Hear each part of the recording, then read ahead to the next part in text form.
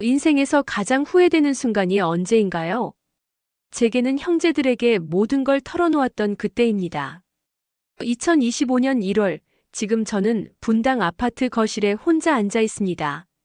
문득 장식장 속 오래된 가족 사진 한 장이 눈에 들어옵니다.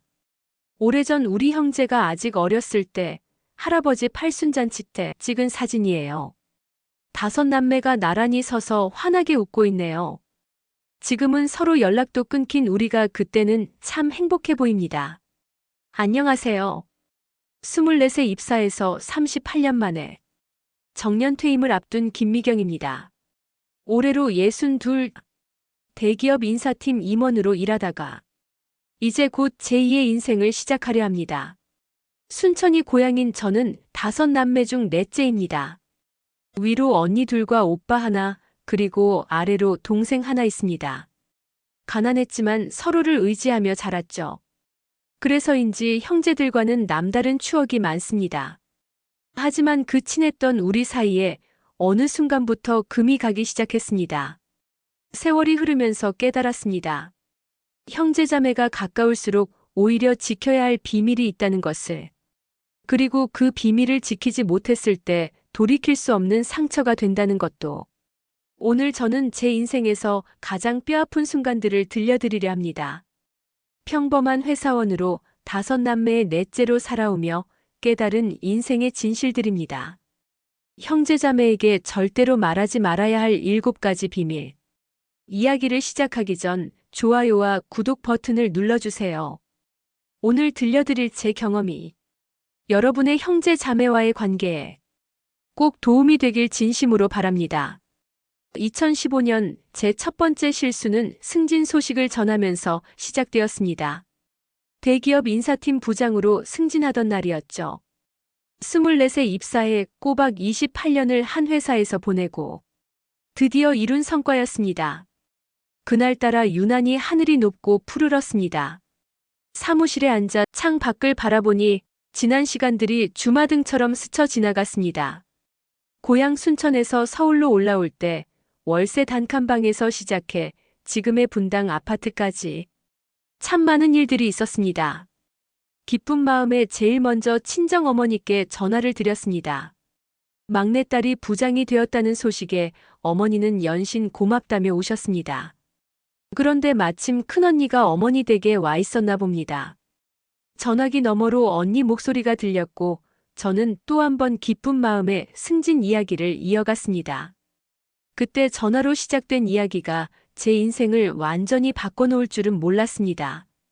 연봉이 얼마나 올랐는지, 직급 수당은 얼마인지, 성과급은 또 얼마나 되는지. 술 기운에 모든 걸 털어놓고 말았습니다. 게다가 남편 연봉까지, 우리 부부의 재산 상황까지 모두 이야기해버렸습니다. 사실 승진하기 전까지만 해도 우리 형제들은 정말 친했습니다. 서울로 올라와 직장 생활을 시작할 때도 큰언니가 보증금을 빌려주었고 둘째 언니는 한 달에 한 번씩 밑반찬을 보내주었죠. 셋째 오빠는 제가 이 회사에 취직할 때 추천서도 써주었고 막내는 주말마다 찾아와 말동무가 되어주었습니다. 한 달 뒤 순천에 있는 둘째 언니가 서울로 올라왔습니다. 아들이 대학원에 합격했다며 등록금 좀 빌려달라는 거였죠. 얼마 뒤 셋째 오빠는 딸 전세 자금이 필요하다고 도와달라고 했습니다. 일산에 사는 막내는 사업 자금을 구한다며 찾아왔습니다. 처음에는 도와주고 싶은 마음도 있었습니다. 제가 이만큼 성장할 수 있었던 건 형제들의 도움이 있었기 때문이니까요. 하지만 금액이 점점 커졌고 한 번의 부탁은 2번, 3번으로 이어졌습니다. 제 월급으로는 감당하기 힘든 액수였습니다.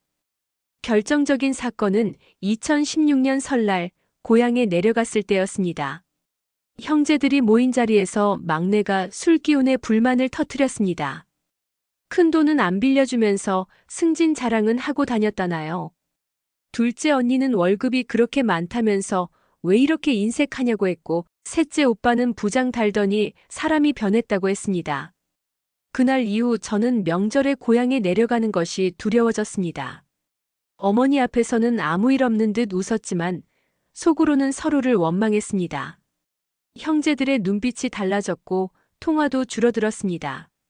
제가 승진했다는 소식이 오히려 우리 사이에 깊은 골을 만든 것입니다. 2017년부터는 아예 회사 일정을 핑계로 명절 모임을 피했습니다. 차라리 그게 나았습니다. 돈 이야기로 서로 눈치 보며 어색한 시간을 보내는 것보다는요. 시간이 흘러 2018년 어머니가 편찮으셔서 병원에 입원하셨을 때였습니다. 병실에서 우연히 큰언니와 마주쳤는데 언니는 마치 남처럼 고개를 돌려버렸습니다. 그때 깨달았습니다. 제가 털어놓은 승진 이야기가 우리 형제를 이렇게까지 남처럼 만들어버렸다는 걸. 지금도 회사에서 승진 발표가 있을 때면 그때가 떠오릅니다. 가족이니까 형제니까 하는 마음에 제 모든 것을 다 털어놓은 제가 어리석었습니다.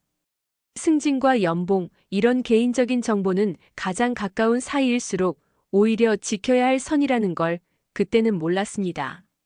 저번에는 회사에서 후배 한 명이 승진 소식을 전하며 기뻐하는 모습을 보았습니다. 그 모습이 마치 그때의 제 모습 같아 가슴이 먹먹해졌습니다. 그래서 조용히 한마디 해주었습니다. 축하해. 근데 이런 이야기는 가족들하고도 적당히만 나누는 게 좋을 거야. 하지만 이것은 시작에 불과했습니다. 2019년 두 번째 실수는 아들의 진로 고민을 형제들과 나누면서 시작되었습니다. 그의 봄 아들이 대기업을 그만두고 진로를 바꾸고 싶다고 찾아왔을 때였습니다. 요리사가 되고 싶다는 아들의 이야기를 듣고 있자니 마음 한켠이 먹먹해졌습니다. 그때 저는 큰 실수를 했습니다. 마음이 복잡해 큰언니에게 전화를 걸어 아들 이야기를 털어놓은 것입니다. 안정적인 직장을 그만두고 요리사의 길을 가겠다는 32살 아들을 어떻게 이해해야 할지, 이게 옳은 걸까 하는 고민을 나눈 것이죠. 그 전화 한 통이 우리 가족의 평화를 깨트릴 줄은 몰랐습니다. 큰언니는 둘째 언니에게 말했고 둘째 언니는 셋째 오빠에게, 그렇게 제 아들의 이야기는 형제들 사이에 퍼져나갔습니다. 형제들의 반응은 예상보다 거셌습니다. 큰언니는 아들을 말리라며 호통을 쳤고 둘째 언니는 제 남편이 아들 교육을 잘못했다고 했습니다. 셋째 오빠는 제 양육 방식이 문제라며 쓴소리를 했고 막내는 조카가 미쳤다며 한심하다고 했습니다. 명절 때마다 형제들은 아들 이야기를 꺼냈습니다. 그래도 대기업이 좋지, 요리사가 무슨 앞길이 있다고 아직도 정신 못 차렸니? 시작도 하기 전에 아들의 꿈은 여러 사람의 입을 거치며 조롱거리가 되어버렸습니다. 어머니께도 상처를 드렸습니다. 손주의 안정된 미래를 기대하셨던 어머니는 큰 충격을 받으셨습니다. 다른 손주들은 다들 잘 나가는데 라는 한숨 섞인 말씀에 제 마음도 무너져 내렸습니다. 아들은 점점 위축되어 갔습니다. 명절 때면 친척들의 시선이 두려워 집에만 틀어박혔고 결국 요리학원도 그만두겠다고 했습니다. 제가 한순간의 실수로 아들의 꿈까지 꺾어버린 것입니다. 2020년 말 아들은 결국 호주로 떠났습니다. 워킹홀리데이 비자를 받아 레스토랑에서 일하겠다는 것이었습니다. 형제들의 시선과 평가를 피해 멀리 도망치듯 떠나는 아들을 보며 깨달았습니다. 자식의 인생이 걸린 중요한 순간은 절대 다른 사람들과 나누지 말았어야 했다는 것을. 지금 아들은 시드니의 한 레스토랑에서 부주방장으로 일하고 있습니다. 열심히 자기 길을 걸어가고 있지만 아직도 한국에 돌아오길 망설인다고 합니다. 우리가 준 상처가 그만큼 컸나 봅니다. 얼마 전 회사 후배가 자녀 진로 고민을 털어놓았습니다. 저는 한마디 충고를 했습니다. 자식 앞길은 부모도 함부로 말하면 안 돼. 하물며 다른 사람들에게는, 특히 친인척들에게는 얘기하지 않는 게 좋아. 그때 제가 조금만 입을 다물었더라면 지금쯤 아들은 우리 곁에서 행복하게 요리를 하고 있지 않았을까요? 하지만 이것도 끝이 아니었습니다. 2020년 세 번째 실수는 남편의 명예퇴직 제안을 자랑스럽게 떠벌리면서 시작되었습니다. 그해 여름 남편이 회사에서 특별 명예퇴직 제안을 받았다는 소식을 전해왔습니다. 30년 근속 직원들을 대상으로 한 황금 퇴직 패키지였습니다. 하지만 추석, 명절, 형제들이 모인 자리에서 큰 실수를 저질러버리고 만 것입니다. 퇴직금 외에 위로금까지 더해 8억이 넘는 목돈이 생긴다는 말에 저는 들뜬 마음을 주체하지 못했습니다. 술기운에 남편의 퇴직금 사용 계획을 자세히 늘어놓은 것입니다. 전원주택을 짓고 텃밭을 가꾸면서 살고 싶다는 남편의 소박한 꿈 등 전원주택 부지는 어디로 알아보고 있는지, 심지어 은퇴 후 매달 받을 연금 액수까지 말해버렸습니다. 형제들 사이에 남편의 퇴직 이야기가 돌면서 상황은 걷잡을 수 없이 커져갔습니다. 큰언니는 자기 남편과 비교하며 역시 대기업은 달라라고 비교해대기 시작했고, 둘째 언니는 퇴직금 운용 방법까지 조언하겠다고 나섰습니다. 셋째 오빠는 투자 정보를 보내왔고, 막내는 은퇴 후 사업 제안을 들고 왔습니다. 남편은 그 자리에 없었지만 나중에 모든 이야기를 전해 들었습니다. 점점 불편해하는 남편의 모습이 역력했습니다. 이제는 형제들 모임에도 나가지 않으려 했고, 퇴직 이야기만 나와도 표정이 어두워졌습니다. 당신이 내 퇴직을 자랑거리로 만들어버렸어. 라는 남편의 말에 가슴이 철렁 내려앉았습니다. 그제야 깨달았습니다. 30년간 한 직장에서 자신의 모든 것을 바쳐온 남편에게 퇴직은 단순한 돈 이야기가 아니었던 거죠. 그건 인생의 전환점이자 새로운 시작에 대한 두려움이었을 텐데 저는 그저 돈 자랑거리로만 여겼던 겁니다. 명예퇴직을 앞둔 남편의 마음은 이미 불안했을 텐데 저는 그걸 전혀 헤아리지 못했습니다. 30년 다닌 직장을 떠나는 게 얼마나 두렵고 힘든 일인지 그 마음을 헤아리지 못한 채 돈 이야기만 떠벌린 거죠. 지금도 친척 모임에서 누군가 남편의 퇴직을 물으면 마음이 무거워집니다. 남편의 인생에서 가장 중요한 선택의 순간을 제가 그저 가벼운 자랑거리로 만들어버린 것 같아 후회가 밀려옵니다. 얼마 전 한 후배가 남편의 이직 제안 이야기를 하려는 걸 말렸습니다. 배우자의 인생이 걸린 중요한 순간은 그 누구와도 나누지 말라고. 그건 오직 둘만의 이야기여야 한다고. 돈의 액수가 아무리 크더라도 그건 우리 부부만의 비밀이어야 했습니다. 하지만 이것도 끝이 아니었습니다. 네 번째 실수는 시댁과의 갈등을 형제들에게 털어놓으면서 시작되었으니까요. 2021년 그해 봄 시어머님의 팔순 잔치를 앞두고 시누이들과 크게 다퉜습니다. 코로나 때문에 소규모로 치르자는 제 의견에 시누이들이 강하게 반발한 것이죠. 그날 저녁 답답한 마음에 둘째 언니에게 전화를 걸었습니다. 시누이들이 얼마나 무례했는지, 시어머님은 또 어떻게 시누이들 편만 드는지. 30년 시집살이의 서름을 한바탕 쏟아냈습니다. 큰 시누이가 팔순 잔치에 드는 비용을 저희 부부 보고 더 부담하라고 한 일, 작은 시누이가 제게 막말을 한 일, 심지어 10년 전 제사 때 있었던 일까지 모두 털어놓았습니다. 둘째 언니는 제 편이 되어주었습니다. 우리 미경이가 얼마나 속상했으면 하면서 저를 위로해 주었죠. 그런데 그 이야기가 큰언니에게도 전해졌고 셋째 오빠에게도 전해졌고 급기야 막내 동생에게까지 퍼져나갔습니다. 한 달 뒤 시어머님 팔순 잔치날이었습니다. 제 형제들이 모두 참석했는데 분위기가 심상치 않았습니다. 큰언니는 시누이들을 노려보았고 셋째 오빠는 시동생들과 인사도 건너뛰었습니다. 막내는 아예 축하 자리에서 시댁 식구들을 피해 다녔습니다. 잔칫날 벌어진 일은 아직도 생각하면 가슴이 떨립니다. 술이 몇 순배 돌았을 때였습니다. 큰언니가 갑자기 일어나더니 시동생이 먼저 결혼했다고 동서를 이렇게 무시해도 되는 거냐며 소리를 질렀습니다. 시누이들은 당황했고 시어머님은 자리에서 일어나 방으로 들어가 버리셨습니다. 그 일은 걷잡을 수 없이 커져갔습니다. 시누이들은 제가 자기들 험담을 하고 다녔다며 남편에게 항의했고 시어머님은 제게 실망했다는 말씀을 하셨습니다. 심지어 시동생들 부인들까지 저를 피하기 시작했습니다. 남편은 크게 화를 냈습니다. 당신 형제들한테 우리 집안 일을 왜 말하고 다니냐며 처음으로 목소리를 높였습니다. 친정과 시댁 모두에게 제가 평화를 깨뜨린 사람이 되어버린 것입니다. 가장 후회되는 건 시어머님과의 관계였습니다. 30년간 며느리로 지내며 쌓아온 신뢰가 한순간에 무너져 버렸습니다. 시어머님은 그 후로 제게 속마음을 전혀 보이지 않으셨고 친손주들 이야기도 더 이상 들려주지 않으셨습니다. 명절 때마다 두 집안의 어색한 분위기는 계속됐습니다. 설상가상으로 친정 형제들과 시댁 식구들이 같은 동네에 살다 보니 마트에서 마주치기라도 하면 서로 모른 척하는 일까지 생겼습니다. 2022년 겨울 시어머님이 편찮으셨을 때였습니다. 병원에 모신 첫날 시누이들은 제게 간병 순서를 정하는 자리에도 들어오지 말라고 했습니다. 시어머님도 말리지 않으셨죠.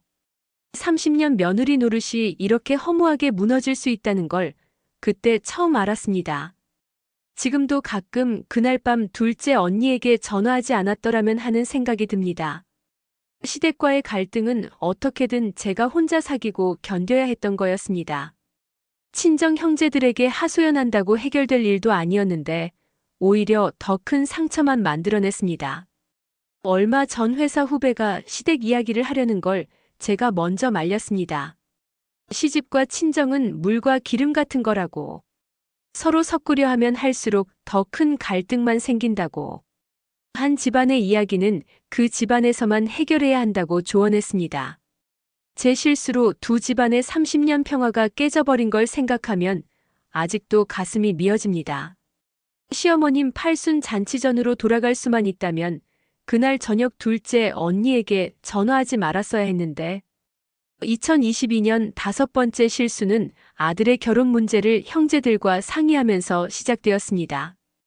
그해 가을 아들이 여자친구를 소개했습니다. 호주에서 요리사로 일하던 아들이 그곳에서 만난 동료라고 했죠. 한국계 호주 교포 2세였습니다. 처음에는 그저 아들이 좋은 인연을 만났다고 생각했습니다. 하지만 곧 걱정이 밀려왔습니다. 여자친구 가족들은 모두 호주에 살고 있었고 아들도 결혼하면 호주에 정착하겠다고 했습니다. 게다가 여자친구의 어머니는 재혼한 상태였고 친아버지와는 연락이 끊겼다고 했습니다.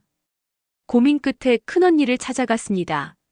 조카들 모두를 훌륭하게 결혼시킨 언니라면 좋은 조언을 해줄 것 같았습니다. 여자친구 가족의 복잡한 사정부터 호주 정착 문제까지 속에 담아두었던 걱정을 모두 털어놓았습니다. 그런데 이게 또 다른 비극의 시작이었습니다. 큰언니는 둘째 언니에게 전화를 걸어 큰일 났다며 이 이야기를 전했고 둘째 언니는 셋째 오빠에게, 셋째 오빠는 막내에게.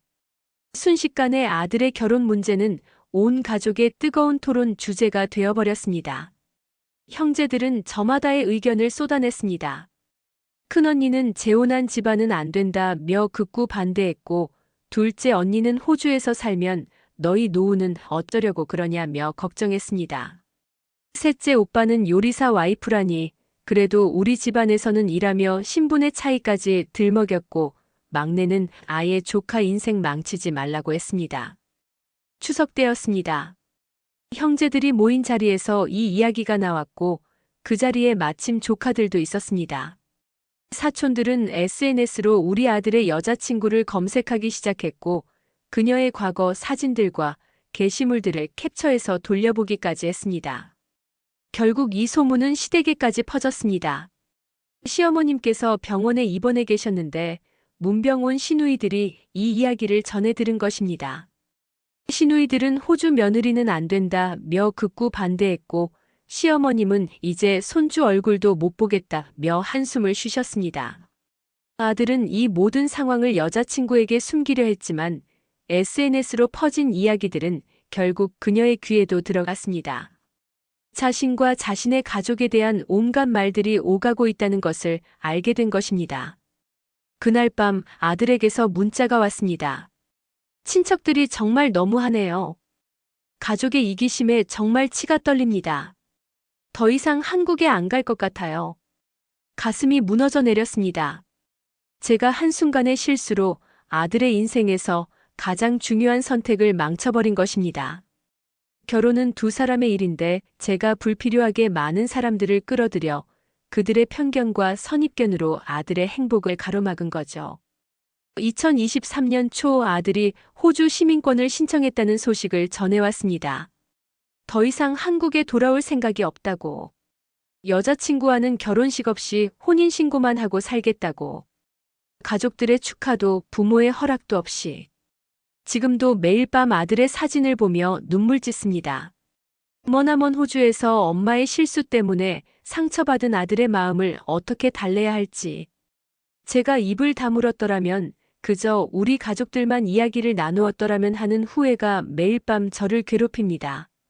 얼마 전 회사 후배가 딸의 결혼 문제로 고민이라며 상담을 요청했습니다. 저는 단호하게 말했습니다. 자식의 결혼은 부모도 조심스레 다뤄야 할 일이야. 다른 사람들은 더더욱. 남의 말에 휘둘리지 않고 자식의 선택을 지켜주는 것. 그게 부모의 도리라는 걸 이제야 깨달았습니다. 하지만 이미 엎질러진 물처럼 제 후에는 호주 하늘을 떠돌고 있겠지요. 하지만 이것도 끝이 아니었습니다. 2023년 여름 6번째 실수는 둘째 언니의 비밀을 알게 되면서 시작되었습니다. 그날은 제가 퇴직을 앞두고 순천에 볼일을 보러 갔을 때였습니다. 시내 큰 마트 앞에서 둘째 언니를 마주쳤는데 낯선 남자와 팔짱을 끼고 있었죠. 처음에는 제가 잘못 본 줄 알았습니다.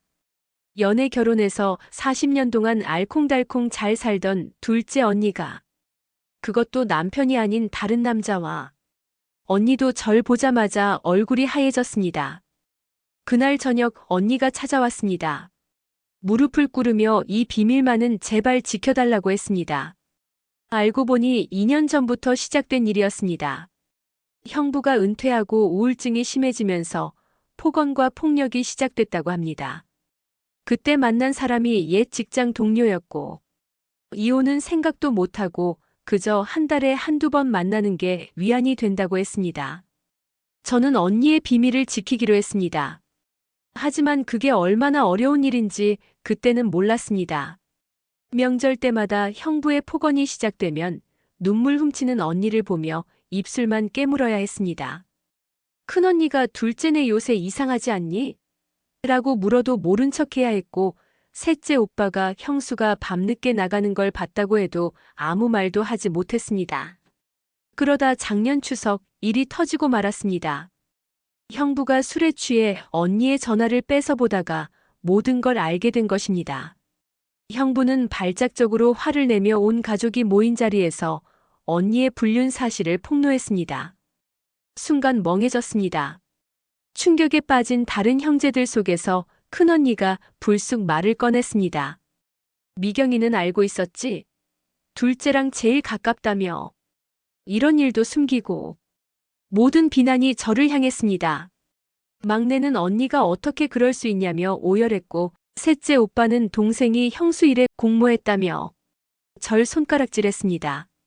심지어 조카들조차 이모가 이럴 줄은 몰랐다면서 등을 돌렸습니다. 가장 큰 상처는 둘째 언니가 남긴 말이었습니다.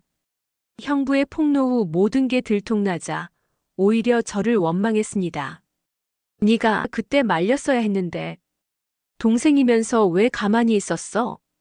제가 믿고 의지했던 언니는 온데간데 없고 마치 공범이라도 된 것처럼 저를 다그쳤습니다. 형제들 사이에서 제 입지는 완전히 무너졌습니다.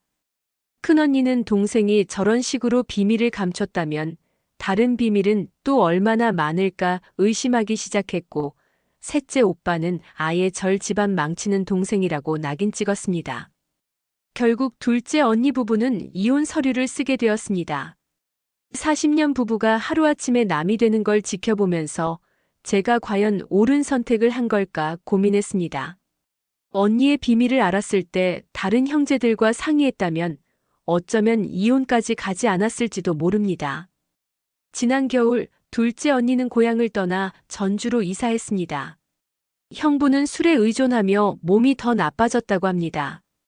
조카들은 이혼한 부모 때문에 결혼식도 미루고 있다고 하더군요. 한 사람의 비밀이 이렇게 많은 사람들의 삶을 망가뜨릴 수 있다는 걸 그때는 미처 몰랐습니다. 요즘도 가끔 그날 마트 앞을 지나면서 생각합니다. 내가 둘째 언니의 비밀을 알게 된 순간 차라리 모른 척 그냥 지나칠걸. 아니면 그 자리에서 바로 말렸어야 했나? 비밀을 공유한다는 건 그 무게까지 함께 짊어진다는 걸 이제야 깨달았습니다. 얼마 전 회사 후배가 친한 언니의 비밀을 알게 됐다며 상담을 요청했습니다. 저는 단호하게 말했습니다. 알았다면 모른 척하거나 아니면 그 자리에서 바로 말려야 해. 비밀을 공유하는 순간 당신도 그 비밀의 무게를 함께 짊어져야 하니까. 하지만 이것도 끝이 아니었습니다. 2024년 겨울 7번째 실수는 제 은퇴 후 계획을 형제들과 나누면서 시작되었습니다. 그해 12월 회사에서 마지막 인사평가를 끝내고 퇴직금 규모가 확정됐을 때였습니다. 38년 근속에 임원 퇴직금까지 더해져 생각보다 큰 금액이었습니다. 남편과 둘이서 고민 끝에 결정했습니다. 분당 아파트를 처분하고 제주도로 완전히 내려가기로 한 것입니다.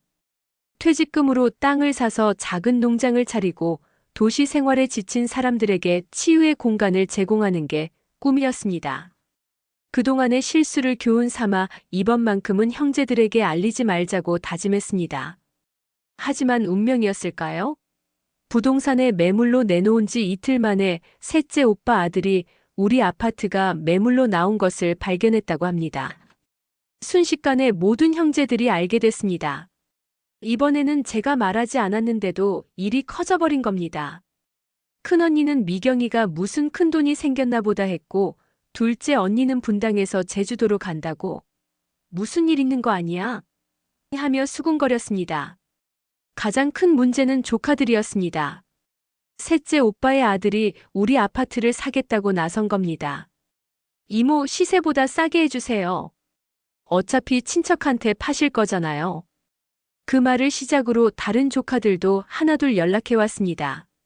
막내 조카는 퇴직금으로 뭘 하려고 하는지 물었고 큰언니 아들은 농장 부지를 같이 알아보자고 했습니다. 둘째 언니 딸은 아예 농장 운영을 자기가 도와주겠다고 나섰습니다. 남편은 단호하게 거절하자고 했습니다. 하지만 저는 또다시 우유부단해졌습니다.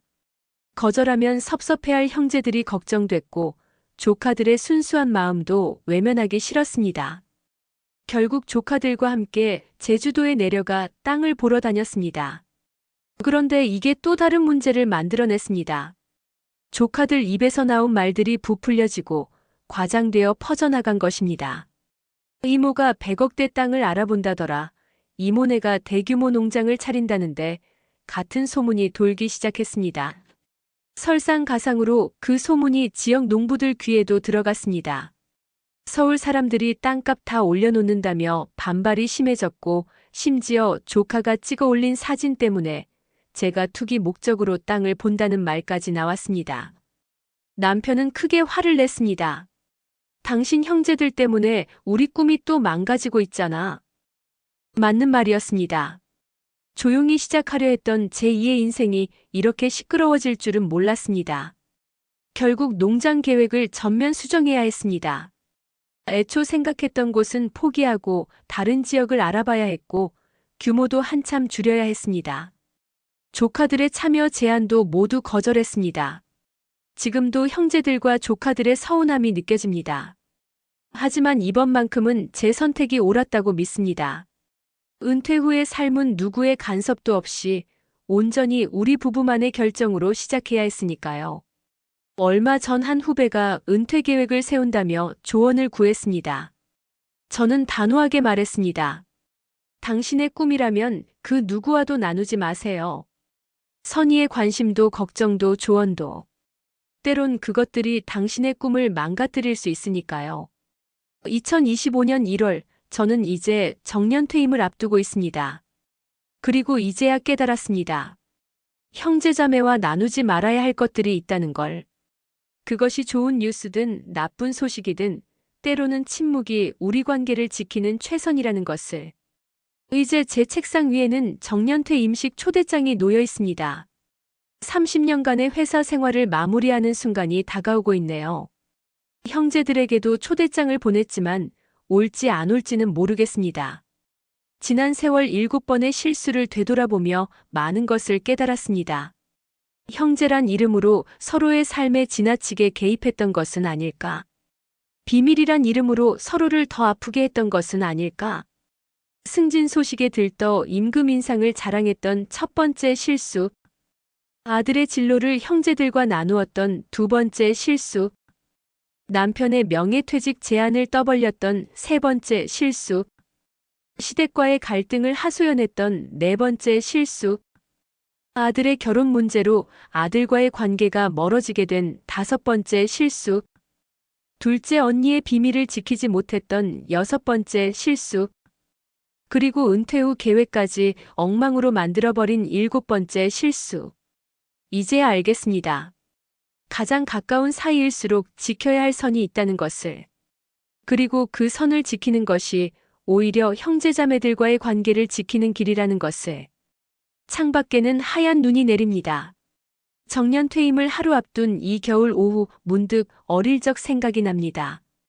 가난했지만 행복했던 그때 다섯 남매가 한 이불 속에서 서로 발을 맞대고 잤던 그 따뜻했던 시절. 우리가 언제부터 이렇게 달라졌을까요? 서로의 삶에 지나치게 관심을 가지면서 서로의 비밀을 캐내려 하면서 어쩌면 우리는 그 순수했던 형제애를 조금씩 잃어가고 있었는지도 모릅니다. 이제는 알 것 같습니다. 형제자매란 서로의 삶을 간섭하는 사이가 아니라 그저 응원하고 지지하는 사이여야 한다는 것을. 말하지 않아도 서로를 이해하고 비밀을 공유하지 않아도 서로를 믿어주는 그런 사이여야 한다는 것을. 눈이 더 많이 내립니다. 이제 저는 짐을 싸야겠습니다. 오늘 제 경험을 들으시고 저와 같은 실수는 하지 않으셨으면 합니다. 끝까지 들어주셔서 감사합니다.